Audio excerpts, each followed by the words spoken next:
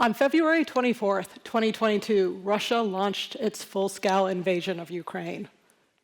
However, at that very moment, I was 4,500 miles away, getting snowed into a very, very small cabin in New Hampshire, while on the phone with the London Stock Exchange, explaining how you spell a Russian name. Because that question had really just become fundamental to the global financial system. The US uses sanctions to incentivize and punish its adversaries for decades, but what happened that day was fundamentally different. In addition to 57 individuals, both Russian officials and oligarchs, who were added to the sanctions list, the US and the EU announced their intentions to move against the Russian central bank. And within a very short amount of time, $300 billion of Russian bank central assets were effectively frozen.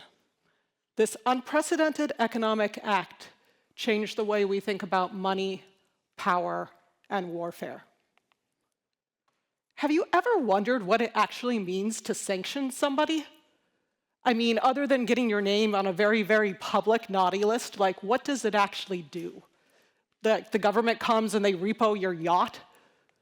Does the Treasury Department show up at a bank with big guns like in the Untouchables and stop your financial transactions? Like, what happens?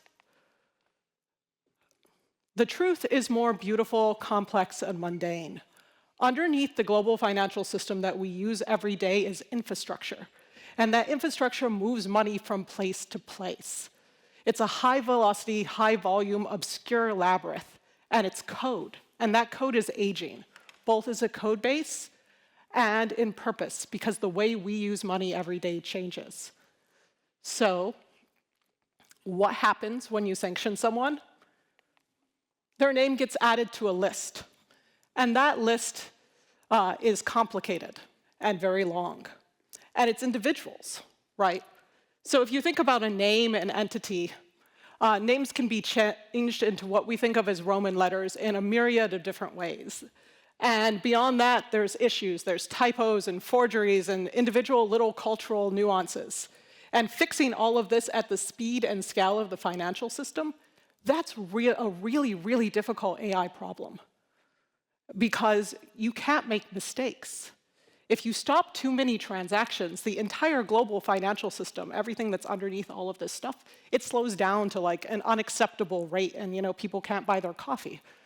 But if you go too far in the other direction, those mistakes matter too.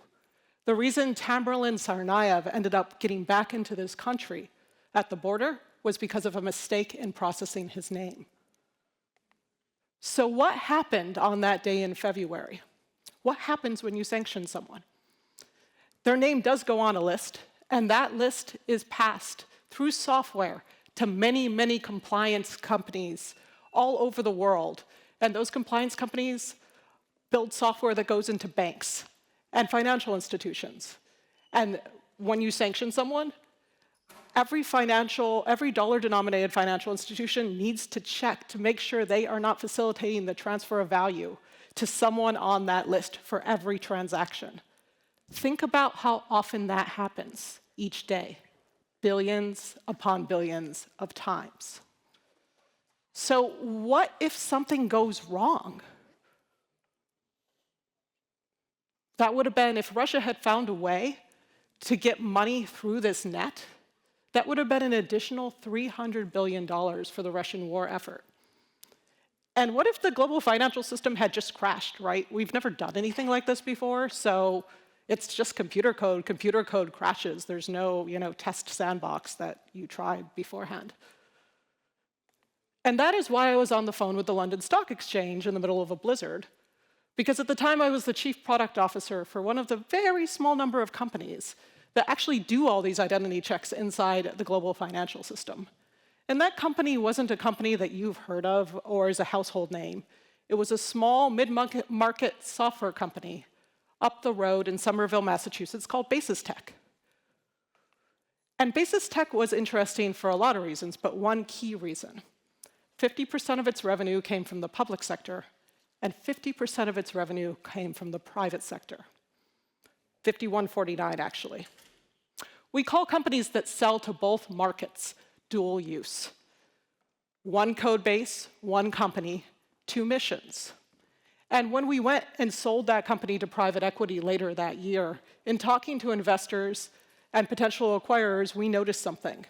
There aren't that many companies like Basis anymore, true dual use. People ask, what is government? Government is many, many people doing amazing, unexpected things that are passionate about what they do, and their service adds up to more than each of their individual parts. But today I want to ask, what is government software? And the answer is surprisingly different.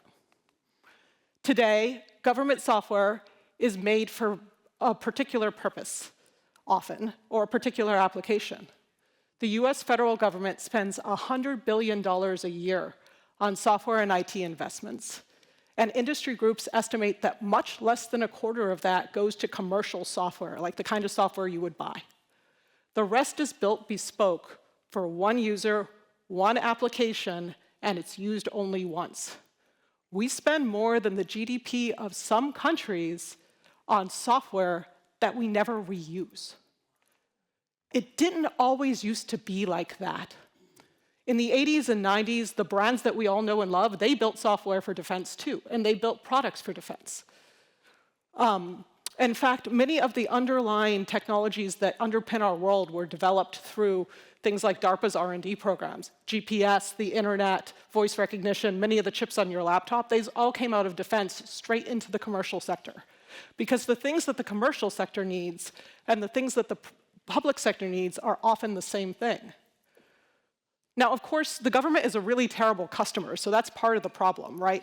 Sales cycles are really long, demand signals are really bad, and it's terrible to deploy. But the other problem is economic. Our economic system is super powerful in this country, but we get what we incentivize. And the way we've been building these incentives have been building a wedge between the public sector and the private sector. So we spend a lot of time thinking about what is the next defense unicorn.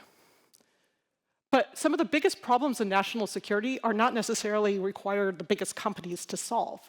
There are lots of solid mid-market companies that can be built in capital-efficient ways and still make nine-figure exits. And on the flip side of that, there's so much dual use, where you can pair a problem with the public sector that the public sector has with a problem that the private sector has. We need to figure out how to fund these companies. And when I think about it, it seems like everything is dual use all of a sudden. Who cares about whether or not two companies can negotiate and how to model how companies negotiate? Yes, it's people in the Treasury Department who are negotiating critical minerals deals with companies overseas, but it's also every sales leader that you have ever met. And who cares about how computers and people team together and work together under high-stress situations? Yes, it's a commander defending against a drone strike, but it's also doctors and nurses in the ER dealing with a trauma situation from a car accident. And who cares that North Korea is bilking people out of $1 billion a year to fund their nuclear program through fraud? I care. I hope you care. The Treasury Department certainly cares, the anti-illicit finance team there. But so does every bank and credit card who is also losing that money. Dual use is everywhere. And one of the reasons that's true is because the boundary between the public sector and the private sector is blurring. Warfare, and yes, I'm going to use that word, is no longer something that just happens on the traditional battlefield anymore. Warfare is happening in software, in what we call the gray zone. Our economy, our supply chain, our AI technology, our marketing, our memes, and our talent. And on February 24th, when the tanks rolled across the border into Ukraine, it was because that gray zone deterrence, that gray zone conflict, had failed to curb Russia's ambitions. And that gray zone conflict is happening all around us right now. It's happening in the software in your banks. It's happening in the foundation models that you're choosing to build your company on. And it's happening in the resilience that you build or do not build into your supply chain. So the gray zone is everywhere. It's no longer very far away. It's in the things that we're building. And it's in the things that you're building. So what stands in the way of this gray zone conflict becoming kinetic? Software. Your software. Because one day you may discover that your software is fighting a war 4,500 miles away. So here's what I want to ask you. I want you to do something, not someday, but this week. It doesn't matter if you're building something new or if you've already built something, if you work for a large company, an AI company, a consulting company, a manufacturing company. I want to look at the things that you are building today, and I want you to find one feature. I want you to find one thing that you think can be dual-used. You don't have to have a government contract yet. I want you to start thinking about it and exploring it.